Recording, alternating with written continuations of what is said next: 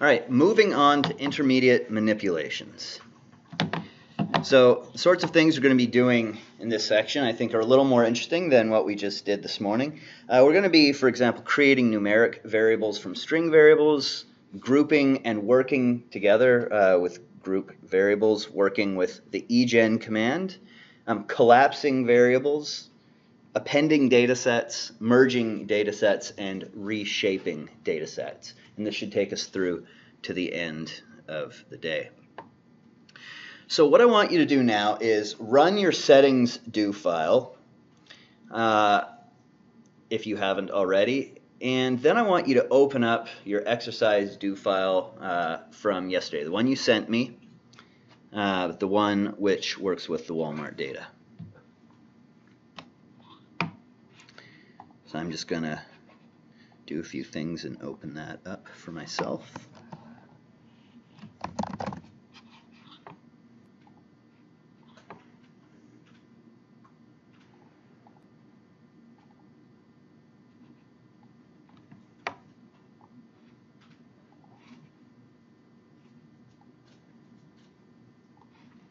Actually, yeah, let's go ahead and run what you did yesterday. And like I said earlier, if you have not created that open year variable, I noticed some of you created open date but not open year. You can create the open year variable using this code right here. Gen open year equals y of d open date, because you already have open date, and then you can just format it.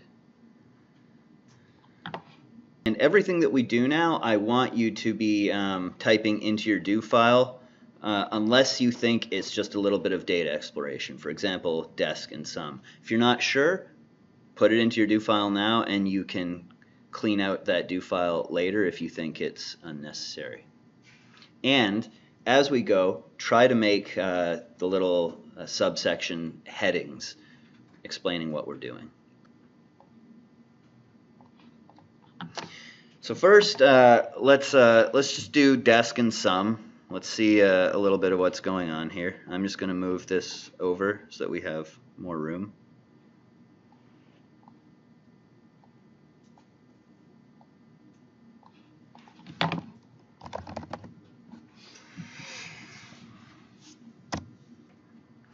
So we should have these variables in our data set.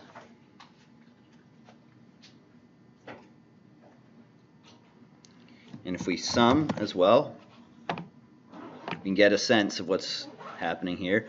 So we know we have a number of string variables, which is why zeros are there. We have 3176 observations for most variables, with the exception of zip code.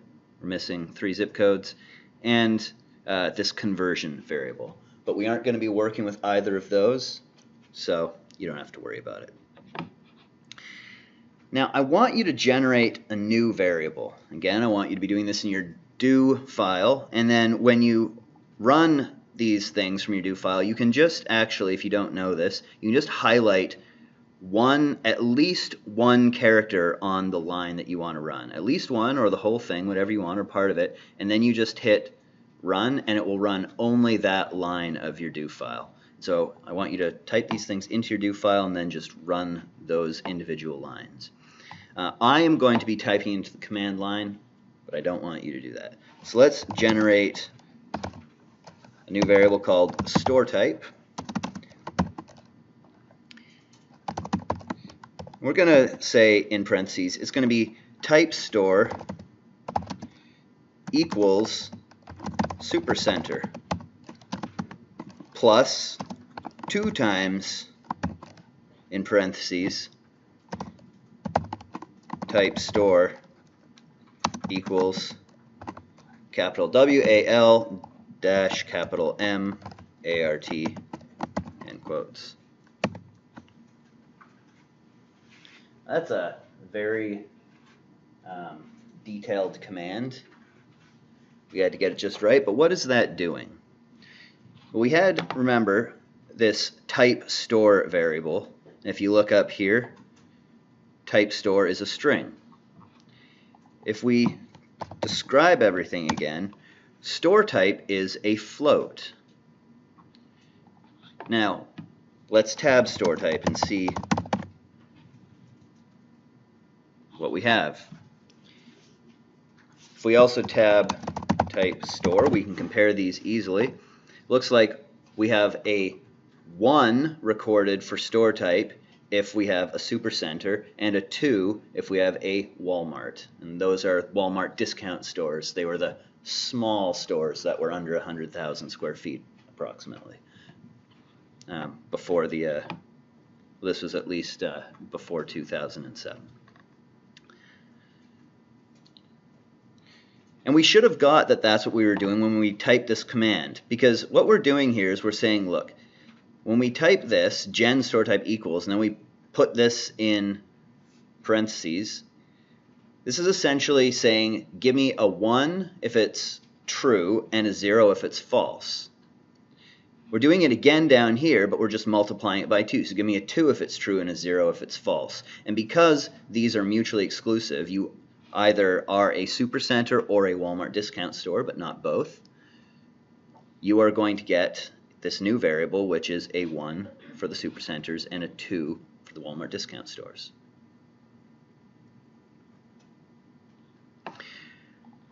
What if we didn't want to type this long command? Because remember, this was kind of complex. We needed to make sure that we used an equals and then put in parentheses and the double equals and put in quotation marks and then type out supercenter exactly and Walmart exactly. If we had, for example, not put the hyphen here or had a small m, then this wouldn't have worked. So if we had made any one of those errors, it wouldn't have worked. And in general, you need to make sure you don't have errors, but you also want to take advantage of opportunities to have simpler code. So why don't we then create a new variable? We're going to start by using this encode. Now remember, type store is a string. It says right here, it's a string of length 11. So we are going to encode type store, comma, then just gen, we'll call it store type 2. So it's a lot less than on this line. Now let's tab store type 2. You might think, okay, well, type store looked like this. So what have we done? Have we just created a new variable that's the exact same as type store? And the answer is no. You can describe store type 2, and you see it's a long. So this is numeric.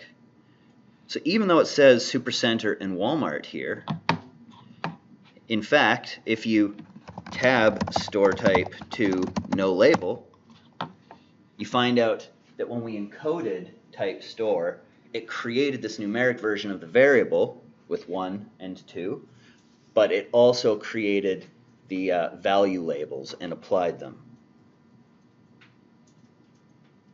So encode is not only a more parsimonious way of creating a numeric version of type store, this string variable, but it also adds the value labels.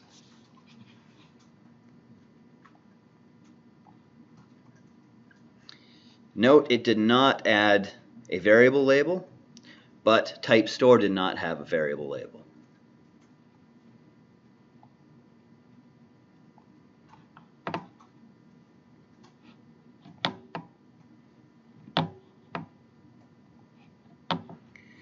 Okay, what's another thing that we could do? Another way that we could go about creating some sort of variables of interest from type store that are not just what they were. Let's try tab type store, comma, gen type. So, what do you guys think this will do? We did something like this earlier today. I just said tab type store, and it brings this up as we normally have, but then I said gen type.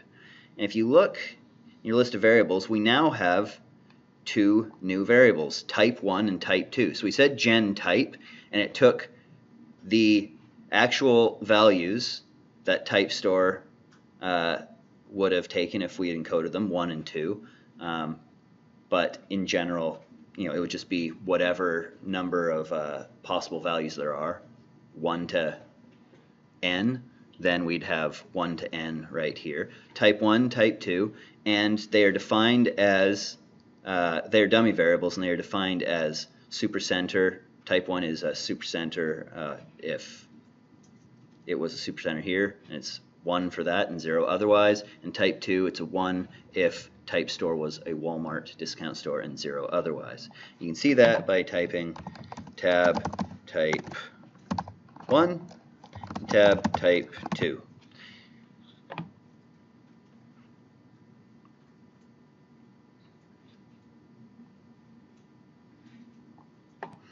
And also keep in mind, and we'll use this dstring command later, we could use a command which is dstring if the variable is a numeric string. You cannot use dstring if the variable is not a numeric string. So what do I mean by that? Well, remember how when we were defining local macros and scalars yesterday, we created some of them, they were just numbers like 24, but then we included some of them as these strings in quotation marks 24. Well, if you have some variable that is all numbers, but it is a string, you can dstring it using the dstring command.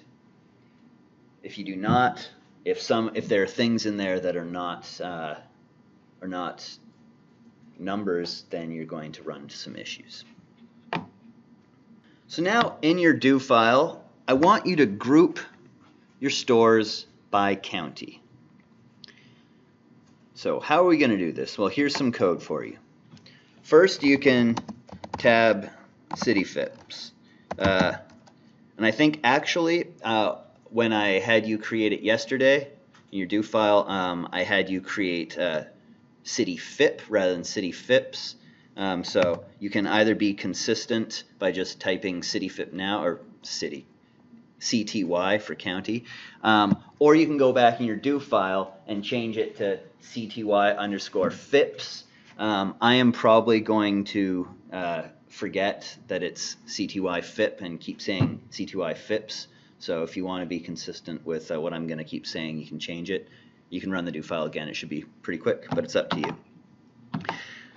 So I did tab CTY FIP, which is actually in my data CTY FIPS. You can see, okay, we've got a lot here. So they start with 1,000s and they go to 4,000s and 5,000s, and they're just a lot of counties. A lot of counties. How many counties do you think are represented in these data? How will we figure that out? If you look here, we see, okay, well, we know that we have 3,176 observations, but when we tabbed it, we know some of these counties have only one observation, one store there, really. Others have more, 3, 6, 2, 9.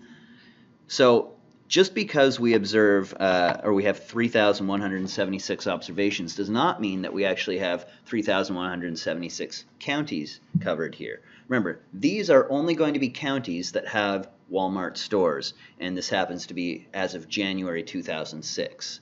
That's when these data go to. So if we want to know how many unique counties there are in our data, we can actually type distinct. I mentioned the distinct command, I think, in the first 10 minutes the first day.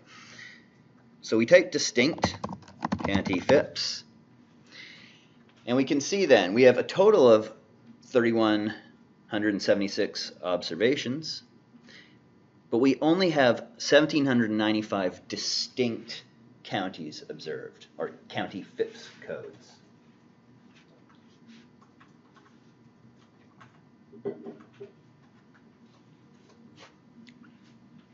So what does that mean? Well, clearly we've got multiple observations per county. So if we've got multiple observations for county, maybe we want to find out how many we have, and maybe we want to number them for each county. So you could by sort CTY FIPS colon. Remember we did the by sort command yesterday. Let's gen CTY store num. Let's say that's equal to, let's do underscore little n. So anytime you do this in Stata, you say underscore little n, it's saying the observation number. So within, if you just do underscore little n, like generate obs equals underscore little n, that's just going to give you the observation number, given the current sorting, the observation number in the entire sample. But here, it's going to do the observation number within each county. So if we hit enter, and now we tab county store num, you're going to see that we have a lot of counties with a 1, and we know that we have 1,795 unique counties, so it makes sense that we would have a 1 observed in 1,795 unique counties. But then we have a number of observations in other counties, and it looks like we have one county that even has 30 Walmart stores. Say you're wondering, man, what county has 30 Walmart stores? Well, you could always, in fact, there are 2 of them. You could list, let's just list all of it. We're going to get a bit of a mess, but let's list all of it. List if county store num equals 30. And it looks like it's in, unsurprisingly, Arizona and in Texas.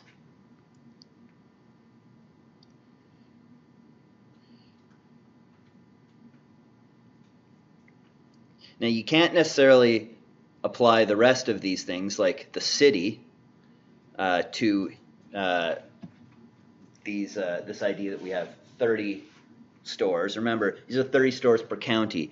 This has arbitrarily sorted these stores among the different cities in the county, and it has just applied a number to one of them, and it happened to be that these are the 2 in the counties that have 30 stores.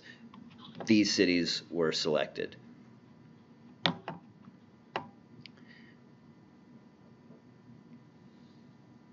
But we do know that the county FIPS code within which these are is 4013 and 48201. Now we don't have county names applied to these data right now.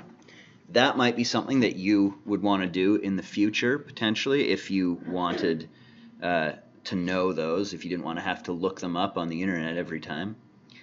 But at this point, we're not going to worry about that.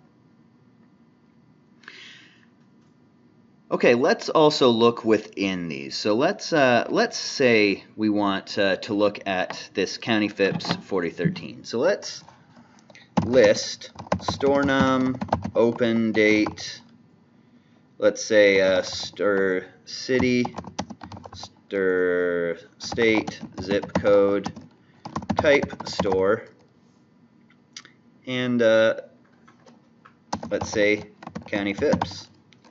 If county FIPS equals 2013, in fact, let's include one more, county store now. This is the important one.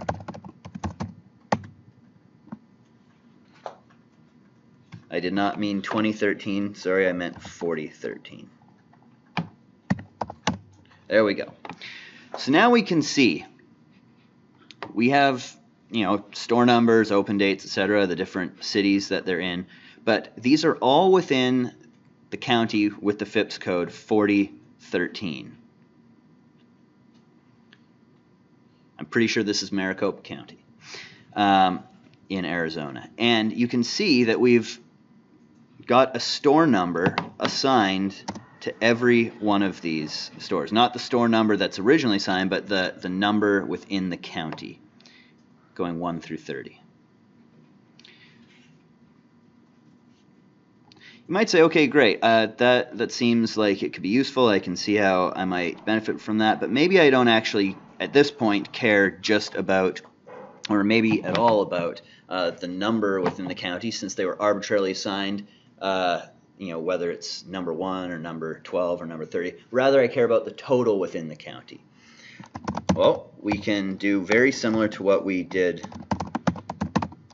to create the county store num. We can just bisort county FIPS, generate county store tote equals underscore capital N.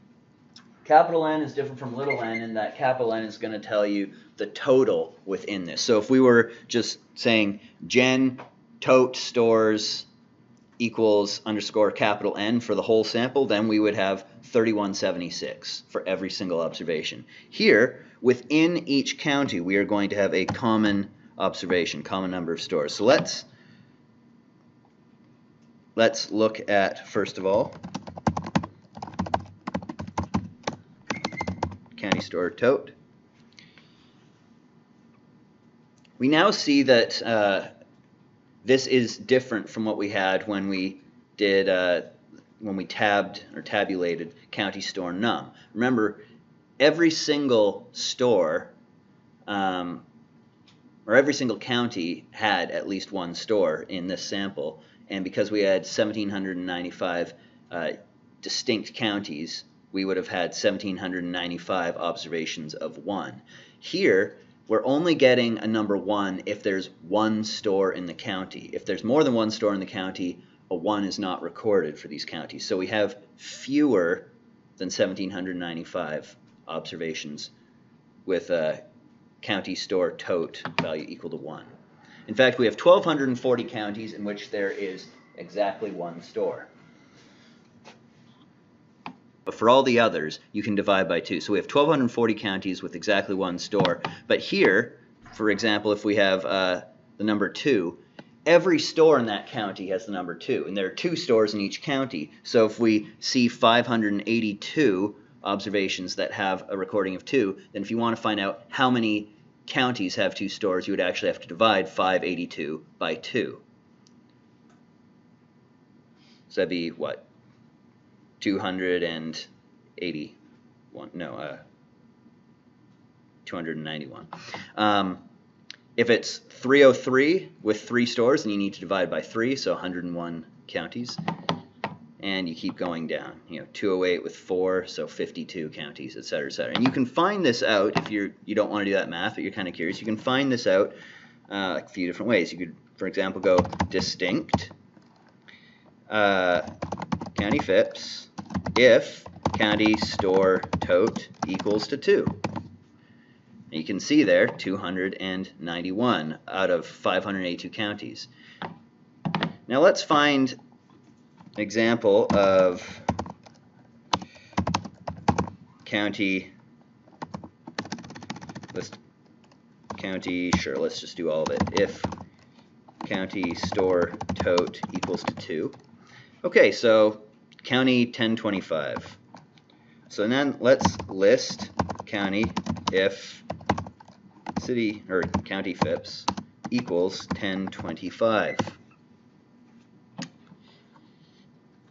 Sorry, double equals has to be exactly equal to. There we go.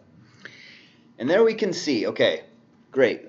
We've got 2 stores. We can even include, if you want, the store num, just so we can see that they're unique. Store 2760 and store 1174 are both in the county with the FIPS code 1025.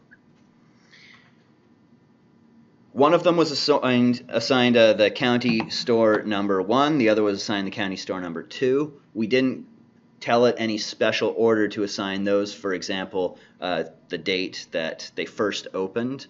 So there's not any particular order to this. So other than being just a observation of the total 2, we don't know what these numbers are referring to. But we do see within that county the total county stores. County store tote is 2 for both of them. Yep. Could you go over that real fast again? Okay, definitely. So maybe it would be easiest if we saw it this way. let's say gen temp1 equals underscore little n. Let's do gen temp2 equals underscore big N. Now we have 3,176 variables in this data set. If we just list temp star, we can see that the ordering that they have has been kept. We haven't changed the ordering. So temp1 with the underscore little n is going to have assigned the observation number given the ordering at that time to temp1 for that observation. So this is going to go all the way to 3,176. When we get down to 3,176, if you keep going through all of it, or we can just hold down the space bar, you see that we went, the underscore little n created the observation number as a variable value for every single observation. Underscore big N gave us the total number of observations every single time. Now this is a little different from what we just did when we did the by sort. This is just doing it for the sample as a whole. When we do a by sort, we're saying restricted within each county, give me an observation number and the total number of observations. Does that make sense? Yeah. Cool. So then we can just drop temp star, get rid of both of those. Okay. We just created that temp1 using the underscore little n. Temp1 is not a particularly useful variable name for us, but what if we said gen n equals underscore little n? That's going to do the exact same thing that we just saw. We can break that. And now you're going to see if I change the ordering of things. For example, say I sort by state FIP. Now say I list n. Okay, that didn't work. Let's sort by conversion, list n. There we go. Now you can see the observation number has changed because we've sorted the data differently. So now what was observation 2598 has become observation 1. What was observation 2 has become observation 3. What was observation 849 has become observation 2.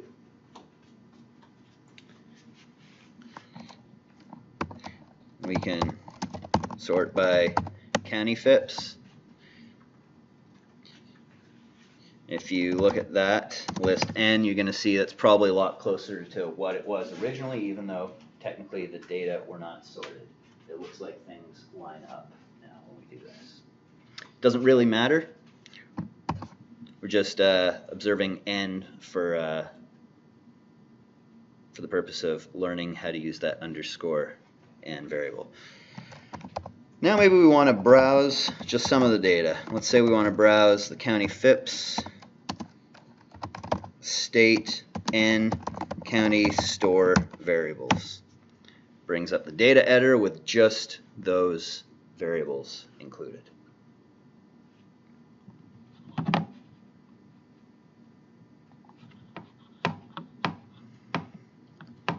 And finally, maybe you want to list n and the different county variables.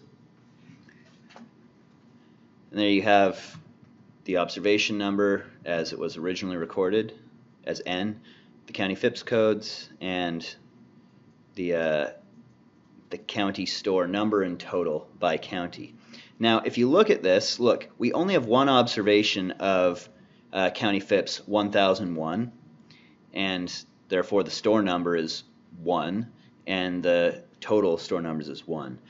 We see for 1003 immediately looking at the county store tote that we have 4. So we would expect that we would have them ordered 1 to 4, or we would have 1 to 4 for 1003, and in fact we do.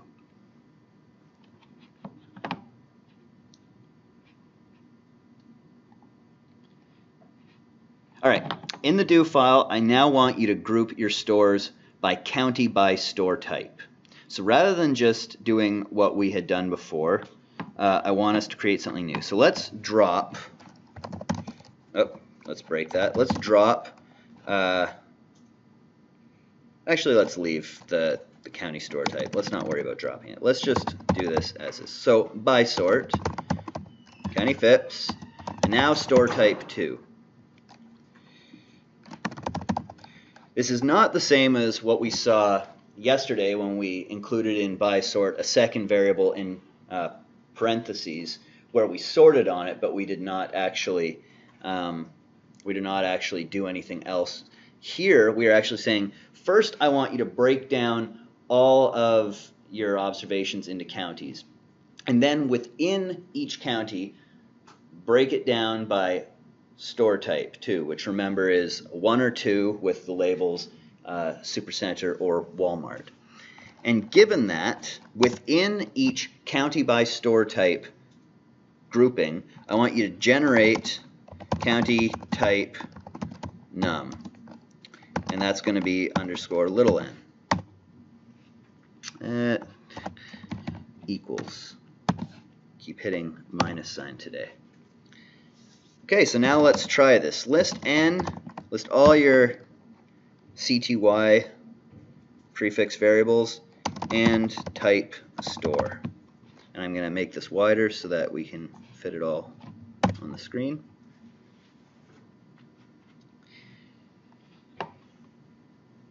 Now, at first you say, okay, look, we've got 1, fine, and Supercenter, we've got then 4 Supercenters in 1003, so this county type num is the exact same, or if not the exact same, it's sort of like corresponding to like the county store num. If we had wanted this order, the county store num, to be considered when we were doing this so that these would line up as much as possible, then we could have put this in parentheses. We did not.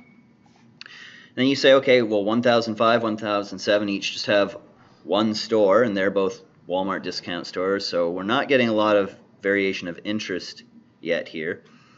But then you get down to county FIPS 1051.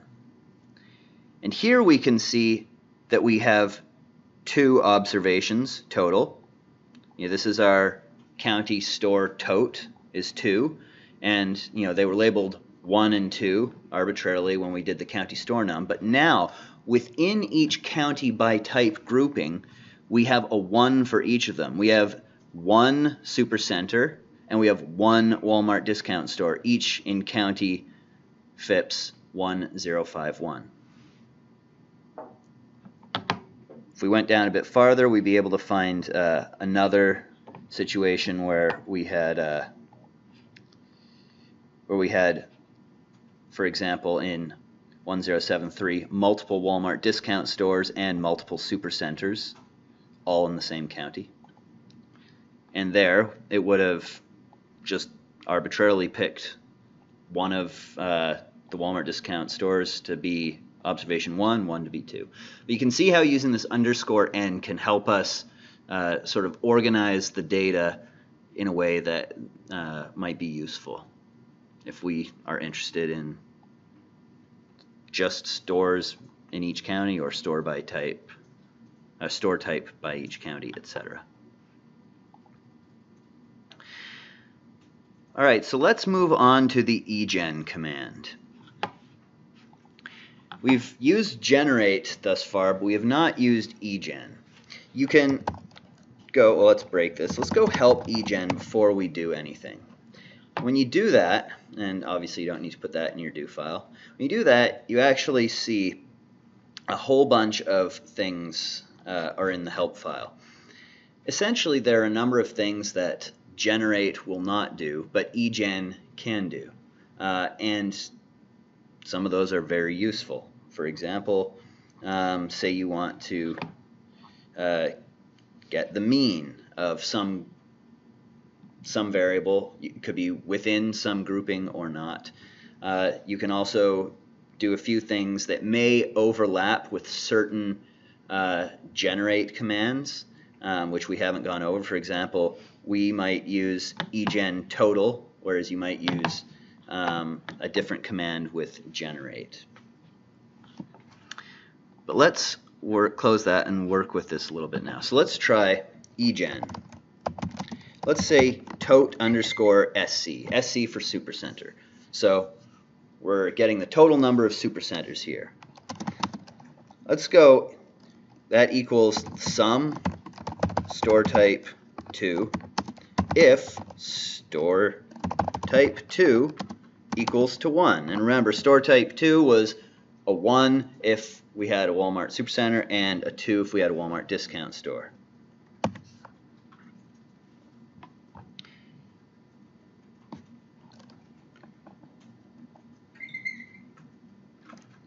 So now we can, for example, list tote SC. We can see that's 1980 for a lot of them and missing for some others. So what if we just tabbed tote SC? We can see, oh, okay, we've got 1980 Walmart Supercenters in this sample. And that makes sense because when we tabbed store type or store type 2, we had 1980 Supercenters and we had 1196 Walmart discount stores.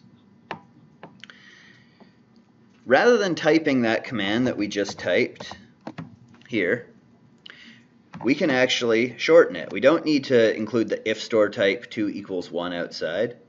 We can just, within the parentheses, say store type 2 equals to 1. Remember, that's going to create a dummy variable. 1 if it's true, 0 if it's not. And then we're going to sum those up. We have to create tote SC2 because we've already got tote SC. And then we can tab tote SC2.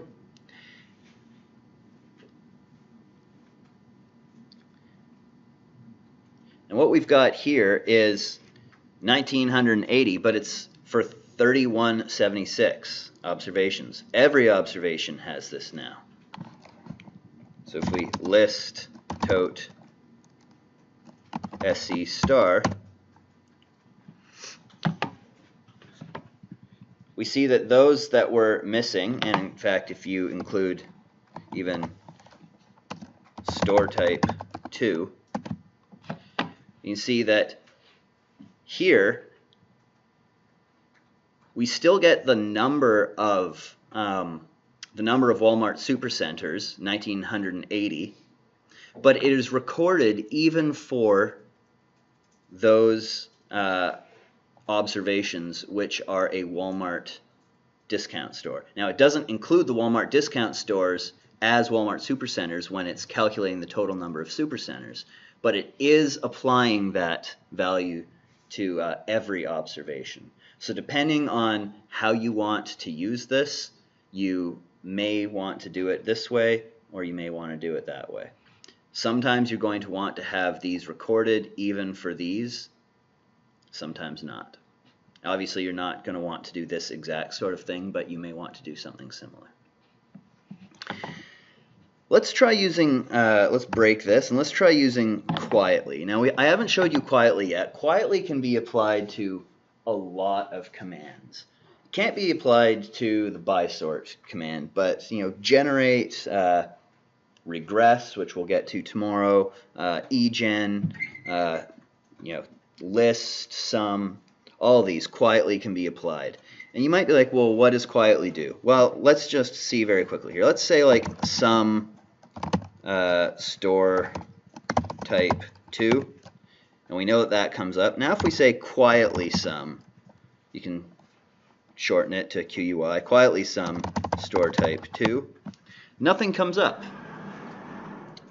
But if we return list, you still actually see that is there.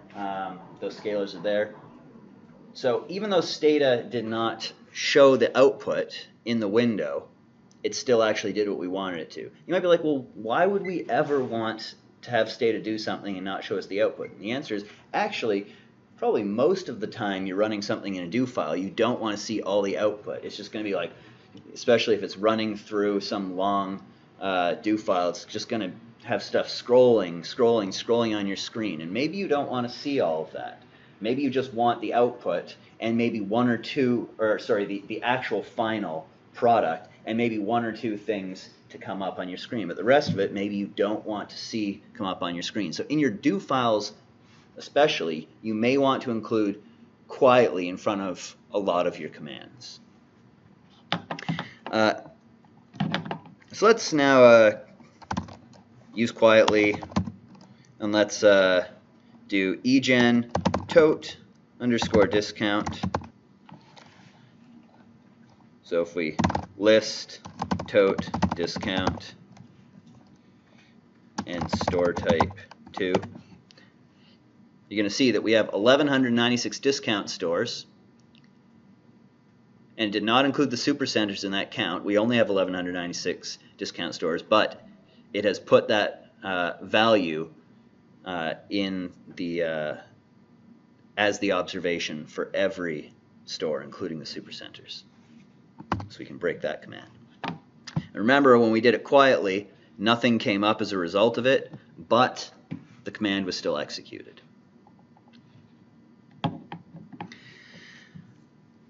Okay, let's do some more stuff now. Let's do by sort county FIPS.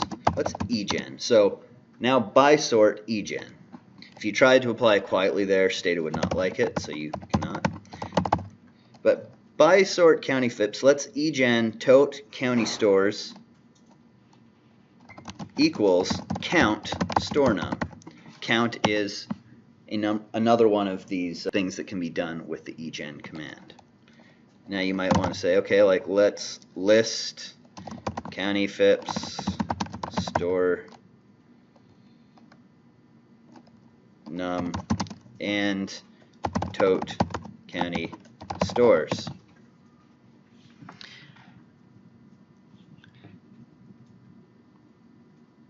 And we can see this is very similar to what we did with the by sort county FIPS generate county store tote equals underscore capital N. In fact, if we pull that up, let's just relist all that, but now do county store tote. We see that those are, in fact, the exact same numbers. You can even do an assert to ensure that's true if you don't believe it, and I'll leave that to you to do. Now, we already generated the open date and the open year. I included this here in case some of you still hadn't done it or got it right, but we've already created these data, these variables. So now let's use them a little bit. Let's say by sort county FIPS.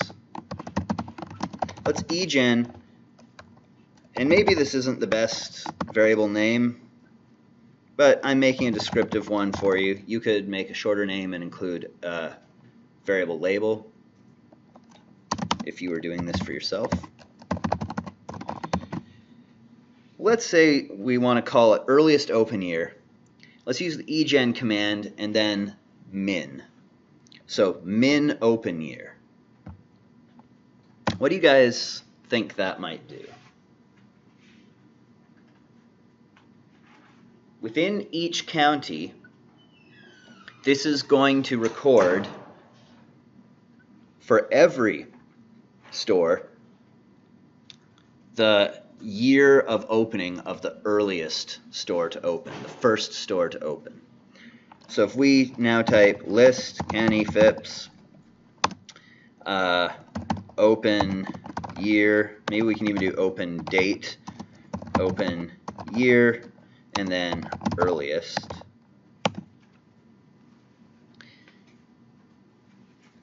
You can see that for counties where we have, for example, 1003, where we have multiple observations, the year of opening of the first store in the county, or at least, well, the year of opening of one of the first stores in the county if two opened in the same year. For example, in 1003, we had two stores open in 1986. We just said the earliest year of opening, not the earliest date of opening, so we don't really care which one. We just know that we have 1986, and that's recorded for every single store. Even if they actually opened in 1999 or 2004, we still know that the earliest store to open in the county opened in 1986.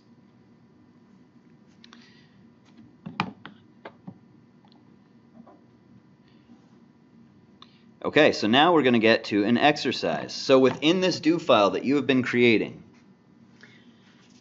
I want you to make sure, if you haven't been doing it as we went, I want you to make sure that you create descriptive subheadings for every command, or at least every group of commands that's similar. I want you to code and apply labels for each new variable after its creation. This is going to take a little bit of time, but I want you to do it for at least some of the variables now, and you can finish it later. From now on, I want you to always do this as we go.